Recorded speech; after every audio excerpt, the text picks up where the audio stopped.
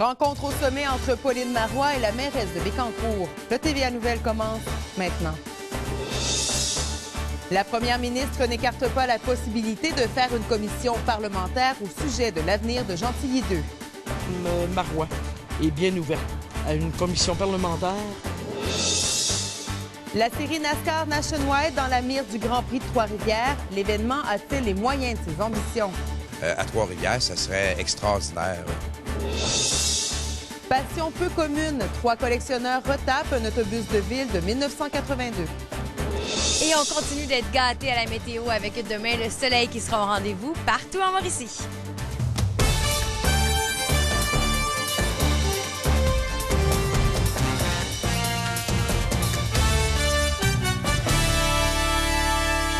Bon début de soirée. Gentilly 2 est toujours au cœur des discussions. La première ministre Pauline Marois a enfin rencontré la mairesse de Bécancour ce matin à Québec. Et Marie-Pierre, une deuxième réunion s'est tenue cet après-midi justement pour faire le point sur la première. Une rencontre qui vient pratiquement tout juste de se terminer ici à l'hôtel de ville de Trois-Rivières, au cours de laquelle la mairesse de Bécancour, le maire de Trois-Rivières et les présidents des 2 chambres de commerce de la région ont fait le point, entre autres, sur une étude publiée en 2004 par Hydro-Québec dans laquelle on stipule qu'un déclassement se prépare plusieurs années à l'avance pour éviter justement qu'il y ait trop d'impact économique. On a vraiment remarqué un changement de ton cet après-midi. Ce qui dérange surtout, c'est le communiqué rédigé par le cabinet Marois qui ne fait référence ni à l'ouverture et surtout face à son intérêt quant à la tenue d'une commission parlementaire. Quelle est l'urgence de la fermer tout de suite au 28 décembre? Y a-t-il moyen de regarder ça un petit peu plus à long terme? Mais il y avait une ouverture. Et cette ouverture-là, on ne le sent pas du tout dans le communiqué de presse. Changement de ton, Marie-Claude, parce que vous allez voir cet après-midi, ou plutôt ce matin, au terme de cette rencontre à Québec, on s'était quand même entendu sur plusieurs éléments. On n'attend pas de la faire changer d'idée. On veut juste des informations. Les élus locaux semblent s'être fait une raison. C'est clair qu'on s'en va vers une fermeture, mais la seule chose qu'on veut, c'est le temps, le fonds d'investissement. La mairesse de Bécancour réclame cette rencontre depuis le tout début. Elle voulait surtout comprendre la décision du gouvernement qu'elle a toujours qualifiée de prématurée. Au terme de cet entretien, on lui a demandé si elle comprenait davantage les positions du gouvernement. De l'annonce aussi précipitée, non. Mais la décision en soi de fermer la centrale, elle, est-ce que vous la comprenez davantage? C'est économique. Alors, Hydro-Québec va venir s'asseoir avec nous pour nous expliquer les coûts, puis on va pouvoir vérifier avec nos coûts à nous autres. Alors, l'important, c'est qu'il y ait une ouverture. La mairesse de Bécancour et Pauline Marois ont tour à tour exprimé leur point de vue. En plus de s'entendre sur ce point, Le déplore que la réunion ait été aussi tardive à travers le début de son mandat. les 2 parties sont convenues qu'une réunion devrait avoir lieu avec Hydro-Québec et se sont aussi entendus sur l'administration du fonds de diversification. Au moins 75 du fonds du 200 millions réservé à Bécancour et proximité. Contrairement à la ministre des Ressources naturelles, Martine Ouellette, la première ministre ne ferme pas la porte à une commission parlementaire. Mince, on nous a mentionné que la décision était prise pour la fermeture, que la décision restait toujours valide. Mais à la lumière de ce qu'on a entre les mains, bien, quelqu'un va devoir se commettre et dire, regarde, on la ferme, mais c'est peut-être pas pour des décisions, pour une raison économique. Quant à lui, le comité d'action stratégique doit se rencontrer lundi pour coordonner la gestion du fonds de 200 millions. Marie-Pierre Cloutier, TVA Nouvelles, Québec. Dans un tout autre ordre d'idées, le Grand Prix de Trois-Rivières veut mettre la main sur la série de courses automobiles NASCAR Nationwide que vient de laisser tomber Montréal. Selon au tableau, le financement. Explication, Louis Cloutier. Rêve-t-on en couleur NASCAR Nationwide sur le circuit de Trois-Rivières l'an prochain? À Trois-Rivières, ça serait extraordinaire. En voyant que Montréal et le promoteur François Dumontier abandonnaient la présentation de cette épreuve, le maire de Trois-Rivières a demandé au Grand Prix de faire des démarches pour prendre la relève. Le circuit de Trois-Rivières possède déjà l'homologation requise pour ce genre de série, 30 ou 40 voitures en piste, plus puissantes certes, mais de même gabarit que celle de NASCAR Canada, ne poserait aucun problème.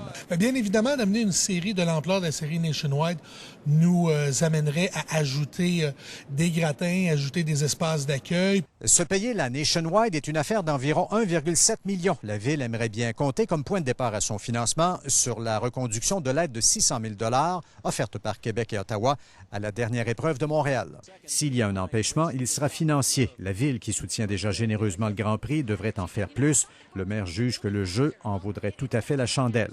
Mais même si on a remettre un petit peu plus d'argent pour amener cette série-là, ce serait tout un avantage au niveau des retombées économiques pour la ville et la région complète. Le coureur Louis-Philippe Dumoulin, actif en NASCAR Canada et en Nationwide, trouve que l'idée est parfaitement réaliste. Donc, être capable d'avoir la Nationwide qui viendrait ici, garder la série Nationwide au Canada pour avoir un bon tremplin pour les pilotes canadiens et québécois, ça serait génial. Le maire et le directeur du Grand Prix devaient se rendre cette semaine à Daytona discuter avec NASCAR. La rencontre a été décalée de quelques jours. Que le Grand Prix, contrairement au NAPA 200, soit une organisation à but non lucratif devrait simplifier la question financière.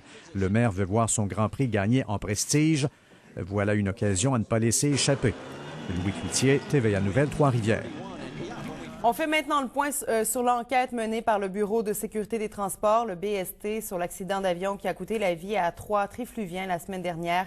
L'enquêteur au dossier veut mener une enquête approfondie. La carcasse de l'appareil a été ramenée à l'aéroport de Pickle Lake, au nord de l'Ontario.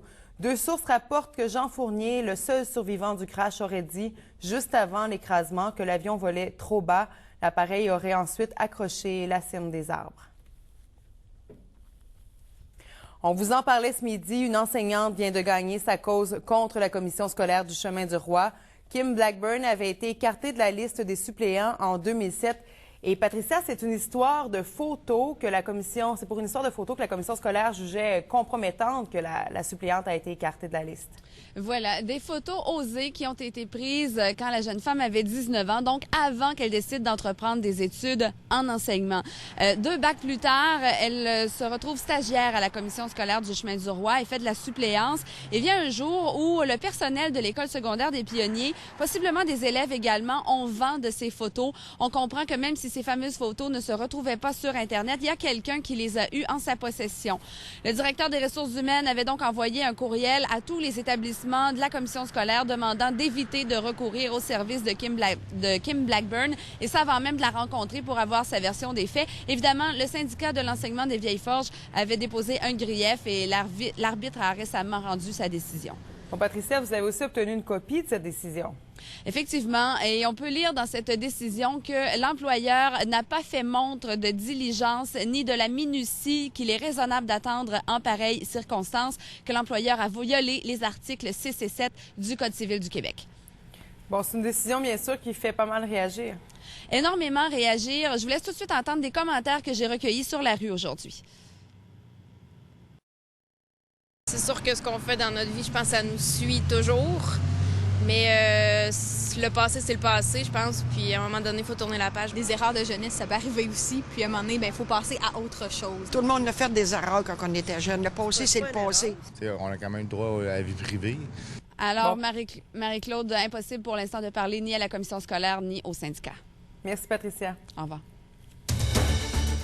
Ici Ghislain Morissette. Des passionnés de transport en commun ont fait l'acquisition de ce New Look 1982. Je vous en parle un peu plus tard.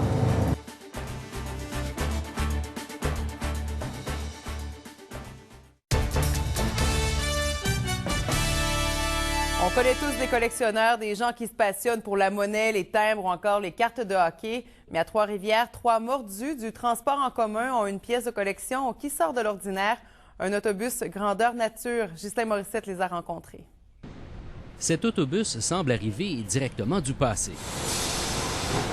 Fabriqué en 1982 et avec plus de 2 millions de kilomètres au compteur, il fait la fierté des 3 passionnés à qui il appartient. J'avais 3 ans et les autobus scolaires me faisaient virer la tête. J'étais toujours dans les fenêtres chez moi à regarder passer les autobus. Puis je pense que j'allais à l'école juste pour embarquer dans les autobus. Un jour, je m'étais dit, si j'ai les moyens de le faire, si c'est faisable de faire ça, je vais tenter d'en avoir un pour moi et de le rouler vraiment pour mes fins personnelles. Quand j'avais autour de 15-16 ans, je rêvais déjà d'avoir un autobus de ce modèle-là. Ce n'est donc pas d'hier qu'il s'intéresse aux autobus. Les 3 collectionnent tout ce qui y a un lien avec le transport en commun. Des systèmes de perception, des vieux laissez-passer, des vieux billets de transfert, etc., etc. Martin est policier. Ses 2 partenaires sont chauffeurs d'autobus.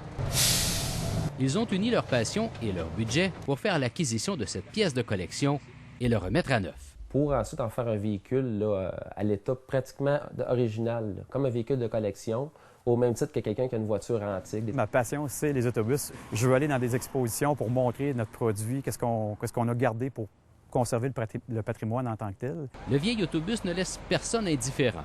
Ce modèle a été fabriqué par GM de 1959 jusqu'en 1986. Presque toutes les compagnies d'autobus en Amérique du Nord ont fonctionné avec ce modèle-là. Tu sais, le New Look, c'était vraiment le véhicule de référence. Ceux qui ont vu le film Clanche avec Sandra Bullock, c'était ce modèle d'autobus-là. This is much better. Sauf que nous autres, on ne sautera pas les viaducs avec, c'est sûr. On peut se demander ce qui peut inciter des gens à vouloir avoir un tel autobus. Pourtant, il suffit seulement d'en conduire un pour savoir d'où vient cette passion. Justin Morissette, TVA Nouvelles, Trois-Rivières. Le Théâtre équestre Innocenti présente de nouveau cette année Spécial H, un spectacle équestre conçu pour donner quelques frissons. De nouveaux costumes et numéros ont été ajoutés, histoire de bien nous mettre dans l'ambiance de la fête de l'Halloween. Les super-héros débarquent à Trois-Rivières. Toute la fin de semaine, des personnages venus d'une autre galaxie sont attendus à l'Oriflamme.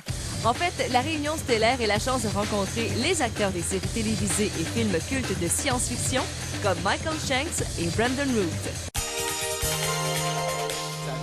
Et Jean-Marc Parent est de retour à Trois-Rivières en supplémentaire pour le très populaire Torture. Pour ce 10e spectacle en carrière, l'humoriste raconte quelques-unes de ses nombreuses angoisses. Catherine Brisson, TVA Nouvelles, Trois-Rivières.